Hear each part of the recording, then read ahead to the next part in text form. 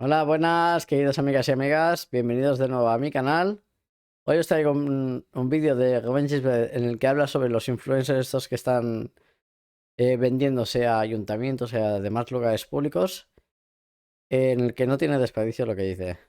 Es muy interesante lo que nos cuenta.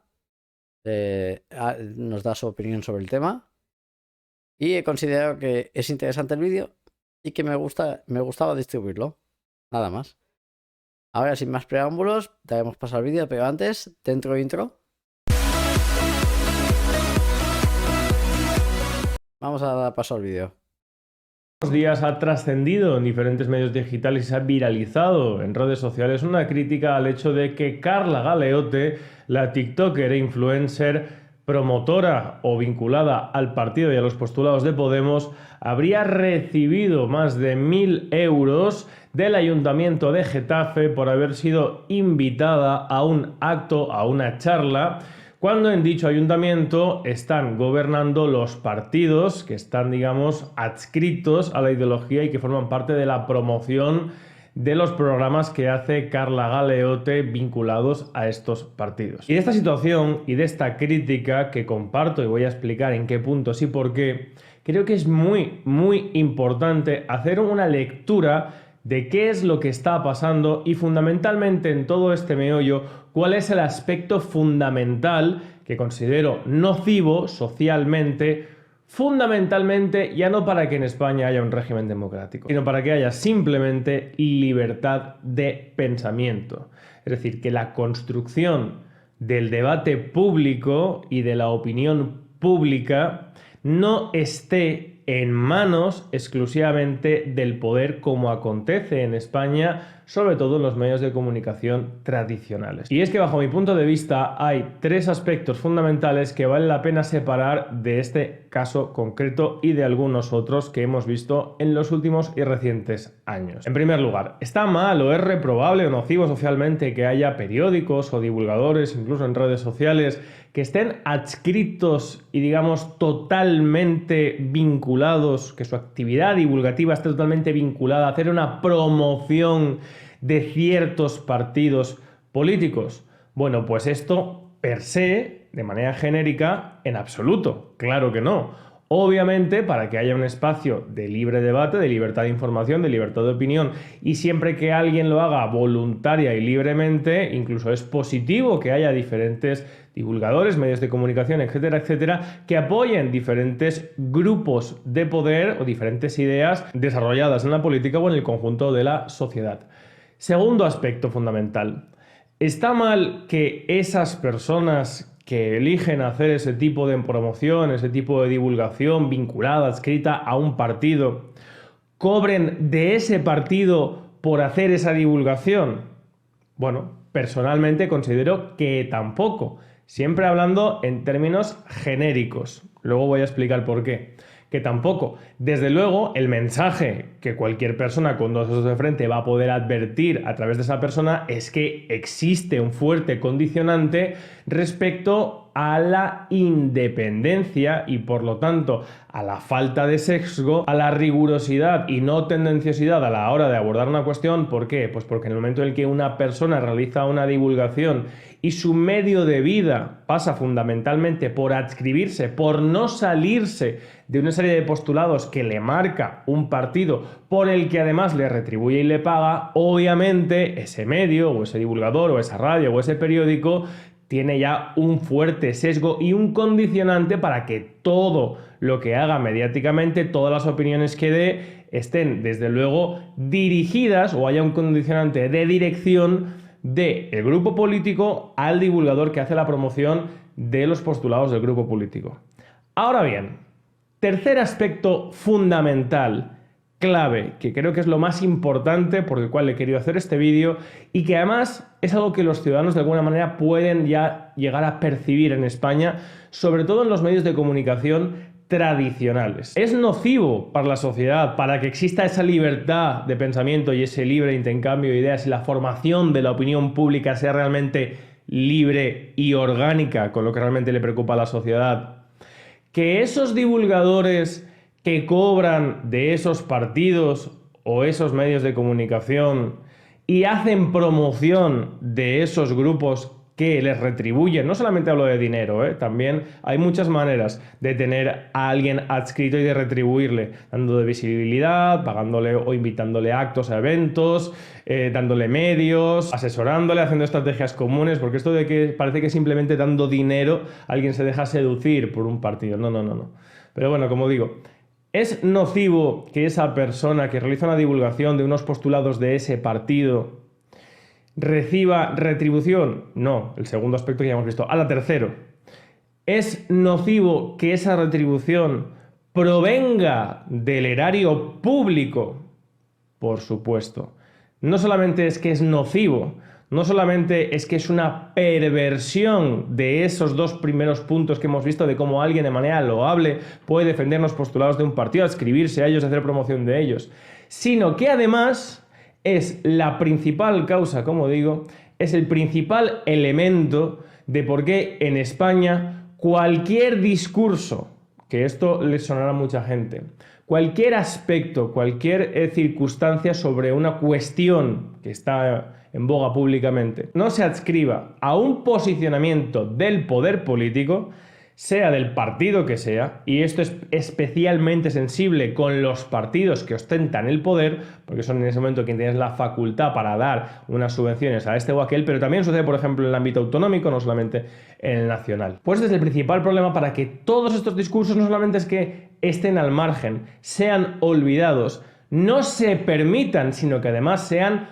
perseguidos. ¿Por qué? Pues porque los medios de comunicación se convierten fundamentalmente en herramientas de promoción del poder. Esos medios de comunicación subsisten en gran medida gracias a lo que reciben al erario público y a cómo los políticos les dotan de medios a través del erario público para poder mantener una línea editorial que a ellos les interesa.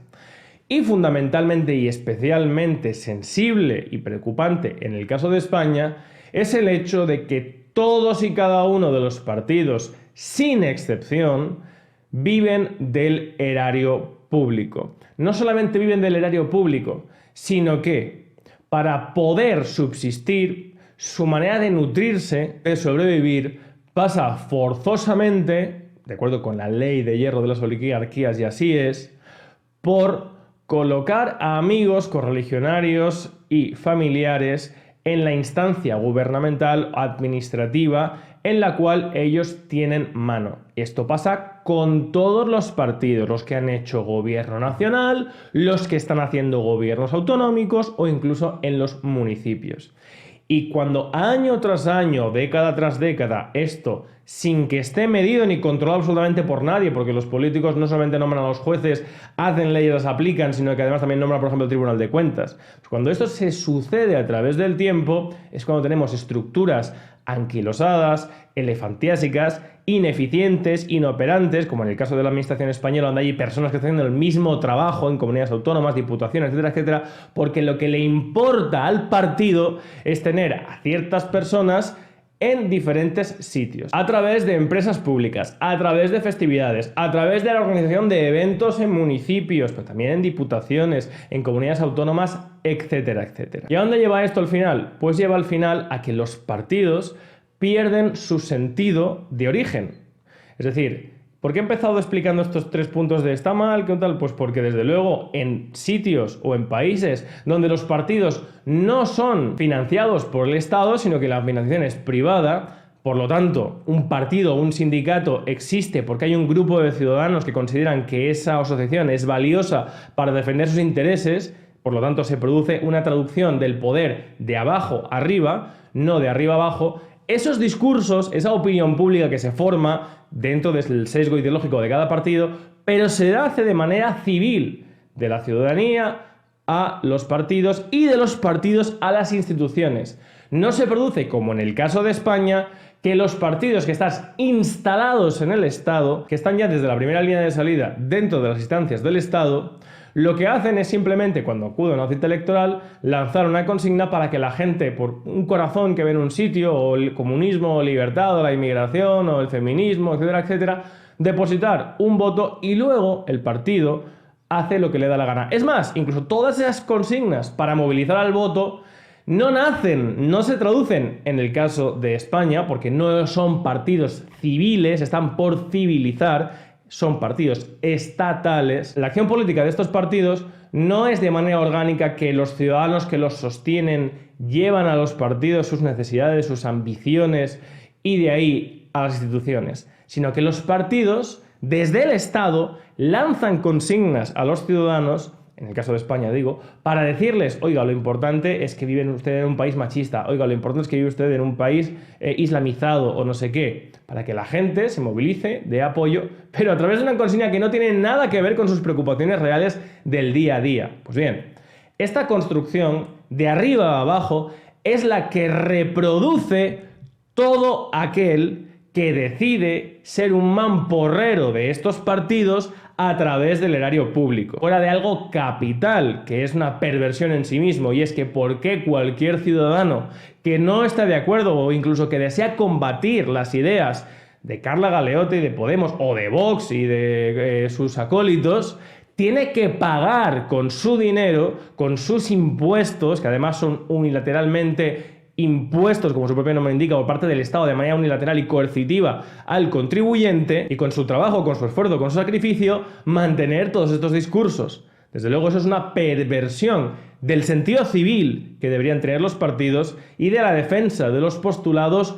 porque se cree en ellos, no para mantener unas estructuras de poder intactas, como en el caso de la oligarquía del Estado de Partidos español, y todas las personas que saben que hay pues una sustancial posición a futuro o mediata defendiendo a un partido, ya sea en una comunidad autónoma o en el ámbito nacional. Eso es lo realmente grave de esta cuestión, y que está desgraciadamente extendiéndose al último reducto de libertad que quedaba, porque los medios de comunicación, la prensa, la radio, todos a través del erario público, forzosamente para los ciudadanos, están condicionados, regados, para que defiendan las líneas ideológicas de cada sector, de cada facción del estado de partidos, de cada partido. Como digo, sensiblemente, cuando alguien ostenta un cargo gubernativo en una instancia u otra, pues tiene más facultad para incidir, para dirigir esos medios.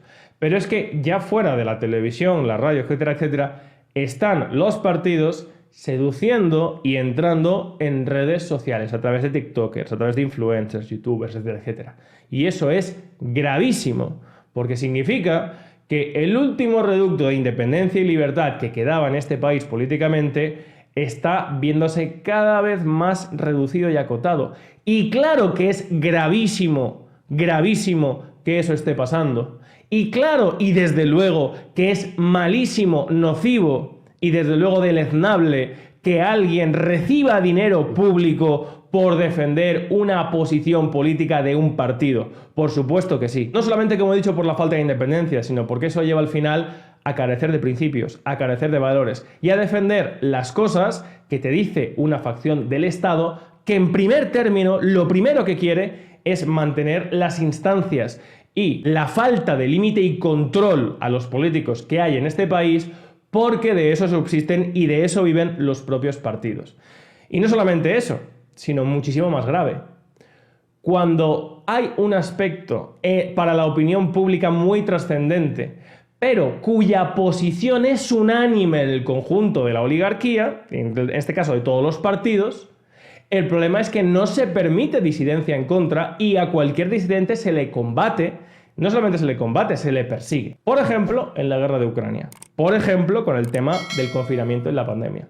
Donde todos los medios de comunicación daban las mismas noticias, dan las mismas noticias de la misma manera, con las mismas mentiras en muchos aspectos. Y el último reducto, el único sitio donde la gente podía consultar otros datos, ver otros argumentos, contrastar otras opiniones, era Internet. Sí. Los divulgadores de Internet estuvieran adscritos también a algunos partidos del Estado que en ciertos momentos están en ciertas instancias gubernamentales y por lo tanto su discurso estuviera condicionado por ello, eso desaparecería. Y este es el aspecto grave que quería poner de manifiesto con esta cuestión, a través del caso de Carla Galeote, pero bueno, hay muchos que ya hemos visto, desgraciadamente, en los últimos años, algunos que he visto hasta de cerca. Carla Galeote, Alan Barroso, el caso del Liberal, etcétera, etcétera. Por lo tanto, si hay una lucha importantísima en este país, aparte de establecer los límites y control de la clase política, es ya no que los partidos puedan financiar a nadie, eso ya he dicho, no está mal, sino que esa financiación provenga del erario público. Porque así es como muere la libertad de información, así es como muere la libertad de pensamiento, que son aspectos básicos, capitales, ya no para vivir en un régimen democrático, que no lo hay, sino en un régimen de libertades. En un régimen de libertades. Quedaos con esto que acabo de decir. Nada más, muchas gracias por ver el vídeo, compartidlo si os ha gustado, suscribiros, salud y libertad colectiva. En los últimos días Bueno, chicos, tal y como os he dicho, espero que os haya gustado el vídeo. Lo espero. A mí me ha interesado mucho, o sea, es muy interesante lo que dice. Y como siempre, vuestro amigo aquí compartiendo este tipo de vídeos que necesitan divulgación, necesitan que la gente se entere de todo. Y nada más, recordad suscribiros a mi canal y darle a like y activar la campanita, ¿vale? Venga, un saludo a todos y hasta el próximo vídeo que sea prontito. Chao. Un beso.